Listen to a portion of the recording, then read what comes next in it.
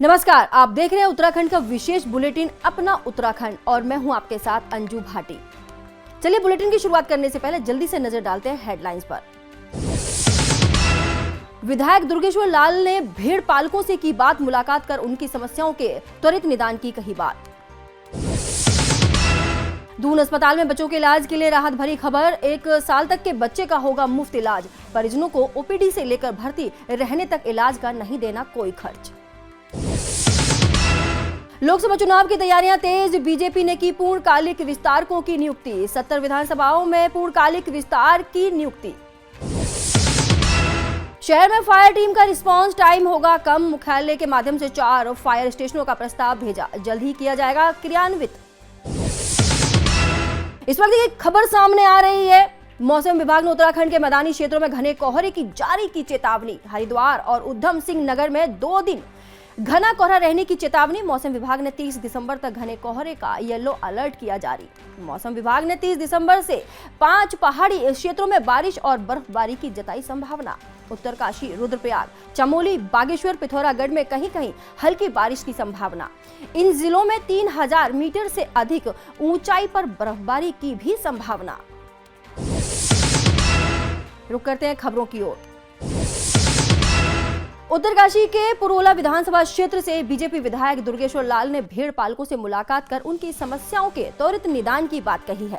आपको बता दें कि पुरोला विधानसभा क्षेत्र में आय का मुख्य साधन बागवानी और भेड़ पालन है। पिछले दिनों क्षेत्र के भेड़ पालक अपनी भेड़ों को चराने के लिए देहरादून के रायपुर क्षेत्र में आए थे। यहाँ पर उनके 300 से अधिक भेड़ों की किसी अज्ञात बीमारी के चलते मौत हो गई।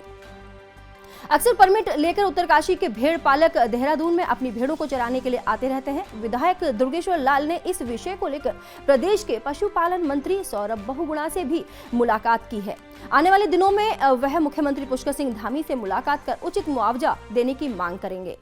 एक बहुत बड़ा दुखद विषय है कि मेरी जो विधानसभा खास करके पुरोला विधानसभा, ये एक सीमांत विधानसभा और हम जो है हमारा जो मूल व्यवसाय है भेड़ और पेड़ है और ये एक बहुत बड़ी समस्या आई है एक अज्ञात बीमारी की वजह से, जो मोटी धार में मसूरी के जो देहरादून डिस्ट्रिक्ट के रायपुर ब्लॉक में हमारे जो है जो सर्दियों के मौसम में जो है भेड़ बकरियां चरान चुंगान के लिए आती है, क्योंकि हमारा परमिट जंगल का परमिट होता है यहाँ पे, लेकिन किसी अज्ञात बीमारी की वजह से मोर देन 300 बकरियां जो है मर गई है। और ख़ास करके मैं एक चीज़ बताना चाहूँगा कि जो हमारे जो भेड़ाल है, जो भेड़ बकरी पालक है, उनकी जो व्यवसाय है वो सिर्फ उसी से जुड़ा हुआ था। वो हमारा व्यवसाय का एक मुख्य साधन था, लेकिन अब समस्या ये हो गई कि उनके लिए आर्थिकी की जो है बहुत बड़ा संकट आया है। और मैं जो है परसों मैं खुद गया था, घटनास्थल पे गया था। रोड से कम 4 से 5 किलोमीटर गहराई पे जो है जंगल है, वहाँ पे जाके मैंने भेड़ बकरियों के खुद निरीक्षण करके आया और अपने साथ जो है डॉक्टर्स की कंटिन्यू टीम लगी हुई है और देहरादून सीबीओ को भी मैंने जो है वहाँ घटनास्थल पे लेके गया। और साथ-साथ निरीक्षण के बाद ये एक जो है समीकरण मिला है कि जो बीमारी है उसकी पीपीआर की कोई सिम्पटम बताए जा रहे हैं। और मैंने इस संबंध में जो पशुपालन मंत्री है, मैं उनका तहे दिल से धन्यवाद करना चाहता हूँ सौरभ बहुगुणा जी का, जिन्होंने जो है वो भी कंटिन्यू मॉनिटरिंग कर रहे हैं, डॉक्टर की टीम को भेज रहे हैं। और माननीय मंत्री जी ने आश्वस्त किया है कि हम जो भेड़ पालक हैं उनके लिए उचित मुआवजे की व्यवस्था करेंगे। और मेरा भी पर्सनली एक ऑब्जेक्टिव है कि अभी माननीय मुख्यमंत्री जी देहरादून नहीं है, मैं भी कल परसों ही आया, मैंने पूरे क्षेत्र भ्रमण कार्यक्रम में था। उसके बाद जैसे ही मुझे सूचना मिली मैं तुरंत जाके वहाँ जंगल में गया, भेड़ पालकों से मिला और वहाँ का निरीक्षण करके लाया। और जैसे ही माननीय मुख्यमंत्री जी आते हैं उनके संज्ञान में ये चीज़ें रखेंगे। और मुझे विश्वास है कि हमारे प्रदेश के यशस्वी मुख्यमंत्री जी जिस तरीके से किसानों के लिए, बागवानों के लिए, मजदूरों के लिए, एक गरीब के लिए अंतिम छोर पे बैठा हुआ व्यक्ति है, उसकी चिंता करते हैं, तो मुझे ये भी विश्वास है कि हमारे भेड़ पालकों को जो है उनकी जो आघात पहुंचा है, उनकी आर्थिकी पे संकट आया, उनके लिए कुछ ना कुछ व्यवस्था करेंगे, ऐसा मैं विश्वास करता हूँ। दून अस्पताल में बच्चों के इलाज के लिए आने वाले परिजनों के लिए एक राहत भरी खबर सामने आई है। आपको बता दें कि 1 साल तक के बच्चे के मुफ्त इलाज की सुविधा दून अस्पताल में मिलने जा रही है। यहाँ तक कि परिजनों को ओपीडी से लेकर भर्ती रहने तक बच्चे के इलाज का कोई खर्च नहीं देना होगा। यानी जिस तरह से गर्भवती महिला का इलाज, जांच और भर्ती निःशुल्क होती है, उसी तरह 1 साल तक के बच्चे को भी निःशुल्क इलाज की सुविधा दून अस्पताल की तरफ से दी गई है। यह एक अच्छी पहल भी मानी जा रही है। उसी तरह 1 साल तक के बच्चे को भी निःशुल्क इलाज की सुविधा दून अस्पताल की तरफ से की गई है। यह एक अच्छी पहल मानी जा रही है। सरकार ने, हमारे उत्तराखंड सरकार ने 2 स्कीम इस तरीके की चलती है, जननी सुरक्षा योजना और एक ऊर्जा बोई, जिसके अंतर्गत 1 साल तक के बच्चों को निःशुल्क उपचार और जांचों और दवाइयों के लिए इंस्ट्रक्शंस है, और वो हमने अपने सभी डॉक्टर्स को जो बच्चों डील करते हैं उनको बता दिया गया है। और बिलिंग पर भी हम लोगों ने इस चीज़ के ऑर्डर दे रखे हैं कि आगे से कोई भी इस तरह का इसमें चार्जेस नहीं लगेंगे, और 1 साल तक के बच्चों का राज्य सरकार की तरफ से पूरी तरह निःशुल्क उपचार है। तो आप लोग के माध्यम से अपील है कि आप सभी लोग इस बारे में अवेयर रहें। 2024 लोकसभा चुनाव की तैयारियां तेज हो गई हैं। एक बार फिर से उत्तराखंड की 5 सीटों पर हैट्रिक लगाने को लेकर बीजेपी हर तरह से, हर स्तर पर तैयारियां कर रही है। यही वजह है कि अब प्रत्येक विधानसभा में पूर्णकालिक विस्तारों की नियुक्ति भी कर दी गई है। इस संबंध में बीजेपी मीडिया प्रभारी मनवीर सिंह चौहान ने मीडिया से बात करते हुए कहा, प्रदेश के सभी लोकसभा क्षेत्रों में पहले ही विस्तारकों की नियुक्ति हो चुकी है और बूथ स्तर तक संगठन को मजबूत करने और संगठन का विस्तार करने के उद्देश्य से प्रदेश की सभी 70 विधानसभाओं में पूर्णकालिक विस्तारकों की नियुक्ति की गई है। निश्चित ही विस्तारकों से आगामी चुनाव में पार्टी को मजबूती मिलेगी। देखिए, भारतीय जनता पार्टी आगामी लोकसभा चुनाव को लेकर के बूथ प्रबंधन और प्रत्येक बूथ पर भारतीय जनता पार्टी जीते, इसको लेकर कर रणनीति बनाई है। और भारतीय जनता पार्टी के द्वारा पहले लोकसभा स्तर पर एक पूर्णकालिक विस्तारक की नियुक्ति की गई, और अब 70 की 70 विधानसभा में भारतीय जनता पार्टी ने अपने एक पूर्णकालिक विस्तारकों की नियुक्ति की है, जिसका प्रशिक्षण वर्ग काशीपुर में आज संपन्न हुआ है।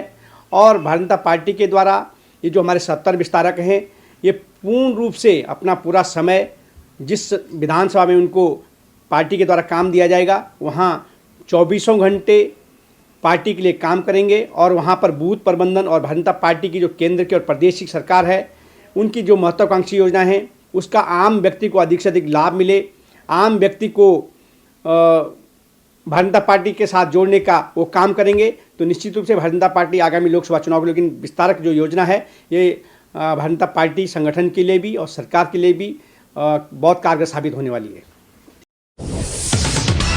शहर में अक्सर आगजनी की घटना होने पर अग्निशमन पुलिस को घटना तक पहुंचने में समय लग जाता है, जिसका मुख्य कारण यातायात का अत्यधिक दबाव और फायर स्टेशन का दूरदर्स्त होना है। इसको लेकर डीजीपी अभिनव कुमार ने अग्निशमन को रैपिड रिस्पांस टाइम कम करने के निर्देश दिए। मुख्य अग्निशमन अधिकारी वीबी यादव ने कहा कि मुख्यालय के माध्यम से 4 फायर स्टेशनों का प्रस्ताव भेजा गया है, क्योंकि अध्ययन में माना गया कि अन्य जगहों पर रिस्पांस टाइम 15 मिनट है, जबकि देहरादून शहर में यह जाम की स्थिति के कारण 30 से 35 मिनट है। इसलिए यह प्रयास किया जा रहा है कि फायर यूनिट शहर के अन्य क्षेत्रों जैसे आईएसबीटी, प्रेमनगर, रायपुर, मसूरी डायवर्जन के पास होने से इस रिस्पांस टाइम को कम किया जा सकता है, जिसका प्रस्ताव भेज दिया गया है और जल्द ही इसको क्रियान्वित किया जाएगा।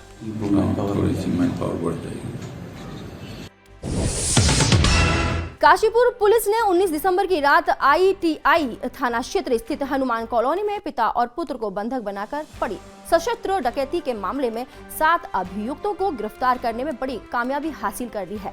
आरोपी नगर क्षेत्र की बंद पड़ी काशीपुर शुगर मिल परिसर में एक और नई डकैती की योजना बनाते हुए गिरफ्तार किए गए हैं। पुलिस ने अभियुक्तों की निशानदेही पर हनुमान कॉलोनी काशीपुर के अलावा मुढ़ा पांडे जिला मुरादाबाद में डकैती का माल बरामद किया गया। मामले का खुलासा करते हुए जनपद के एसएसपी मंजूनाथ टीसी ने बताया कि मुखबिर और सीसीटीवी कैमरे की मदद से पुलिस ने इस वारदात का पर्दाफाश कर दिया है। उन्होंने बताया कि सभी अभियुक्त शातिर किस्म के अपराधी हैं। उत्तराखंड के अलावा उत्तर प्रदेश में भी कई जगहों पर डकैती डाल चुके हैं। पुलिस को इनके कब्जे से लूटा गया माल भी बरामद कर लिया है। पुलिस ने 7 आरोपियों का चालान कर न्यायालय के समक्ष पेश किया है। क्राइम को भी बहुत मैच्योरिटी से हैंडल किया जी।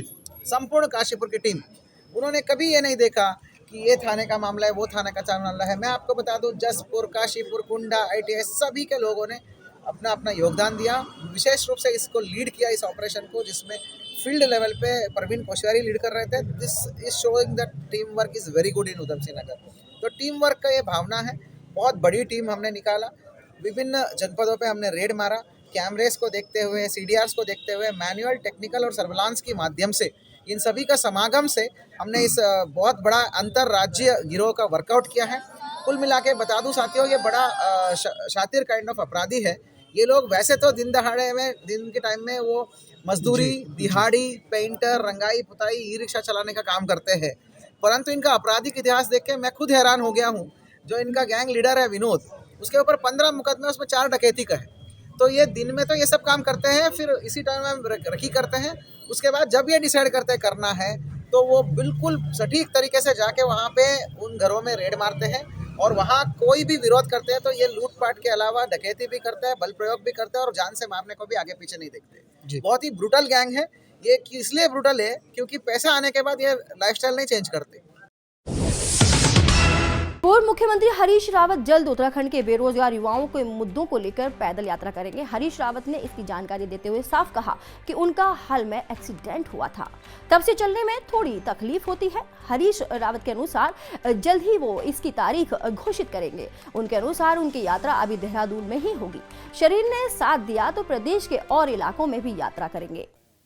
मैं बीच में थोड़ा दुर्घटनाग्रस्त हो गया था, तो इसलिए बहुत ज़्यादा चलने और वर्क के लोड को लेने की स्थिति में अभी नहीं हूँ, मगर समय हमारा इंतज़ार नहीं कर रहा है।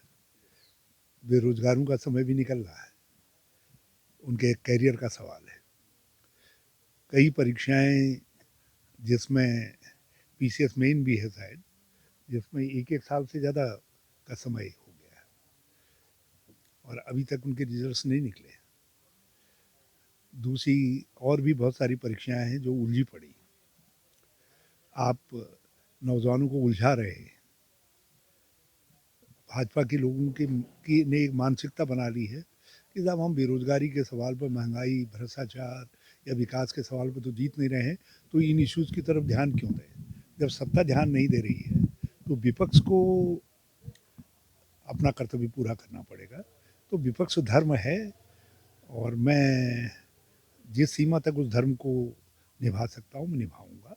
इसीलिए देहरादून बाज़ार में राजीव गांधी जी की मूर्ति पर, विशाल मूर्ति है, वहाँ से मैं एक एकांगी पद यात्रा स्टार्ट करूँगा। 2-3 दिन में अपने सेहत की स्थिति का मूल्यांकन करने के बाद और डॉक्टर से परामर्श करने के बाद मैं तिथि भी डिक्लेयर कर दूँगा। उत्तराखंड में GST चोरी को लेकर अब टैक्स कमिश्नर ने सख्ती शुरू कर दी है। टैक्स कमिश्नर अमित गुप्ता ने बताया कि GST चोरी करने वालों के खिलाफ लगातार सख्त कदम उठाए जा रहे हैं। टैक्स कमिश्नर ने बताया कि पिछले 2 दिनों से लगातार कार्रवाई जारी है और GST चोरी के मामले में जो लोग भी सामने आ रहे हैं उनके खिलाफ सख्ती बरती जा रही है। टैक्स कमिश्नर ने बताया कि GST डिपार्टमेंट ने देहरादून में एक फेमस सूप बार रेस्टोरेंट में कुल 1.25 करोड़ की चोरी पकड़ी है। उसके बाद हमने बाकी सारा डेटा को नियमित किया है। जितनी उसमें जानकारी दी गई है उतना डेटा कानूनी रूप से दर्ज किया है। कुछ दिन पहले लगभग 5 करोड़ की चोरी के मामले में डिपार्टमेंट ने बड़ी कार्रवाई की है। ठीक है, तो यहाँ पर देहरादून में जैसे आप जानते हैं फेमस सूप बार रेस्टोरेंट है, वो नील के रिटर्न फाइल कर रहे थे तो वहाँ लगभग 1.25 करोड़ की चोरी पकड़े हुए हैं और उन्होंने कुछ पैसे जमा भी करे। उसके बाद हमने फिर बाकी सारा डेटा एनालिटिक्स किया, जो बिल अपलोड हो रहे हैं उसमें जितना डेटा आ रहा है तो वो एनालिसिस किया और अभी हमने कुछ दिन पहले 18 जगह छापामारी करी और वहाँ पर लगभग 5 करोड़ के ऊपर जो GST की चोरी है वो संज्ञान में आई, पकड़ी गई और उसमें कुछ पैसा जमा हुआ। तो बाकी जो कार्रवाई है उसमें इन्वेस्टिगेशन आगे चल रही है। प्रदेश भर में औषधि नियंत्रण विभाग में चल रही ड्रग्स इंस्पेक्टरों की कमी को दूर करने के लिए विभाग ने लोक सेवा आयोग को 19 पदों की लिस्ट भेजी है, जिसका इंतजार अभी बाकी है। जानकारी देते हुए औषधि नियंत्रक ताजवर सिंह जग्गी ने कहा कि प्रदेश भर में ड्रग्स इंस्पेक्टरों की भारी कमी चल रही है, जिसके चलते कई जिले समय पर कवर नहीं हो पा रहे। हालांकि लोकसभा आयोग को अभी 19 पद भेजे गए हैं। प्रक्रिया पूर्ण होने के बाद ही प्रदेश भर में चल रही ड्रग्स इंस्पेक्टरों की कमी को पूरा किया जा सकेगा। अभी हमारे पास केवल 5 इंस्पेक्टर काम कर रहे हैं पूरे प्रदेश में और लोकसभा को 19 पद भेजे गए हैं। तो जैसे ही आता है तो हम उसमें थोड़ा सुदृढ़ हो जाएंगे। फिर हमारे पास अभी क्या है कि इंस्पेक्टर के पास पूरे डिस्ट्रिक्ट है, 3-3, 4-4 डिस्ट्रिक्ट ओवरलोडेड है, तो हर डिस्ट्रिक्ट को जाना पड़ता है, वोट केसेज और इस तरह तो उसकी मॉनिटरिंग करता रहता है रेगुलर बेसिस पे। ऐसा नहीं कि उनको नहीं सूचित होता है।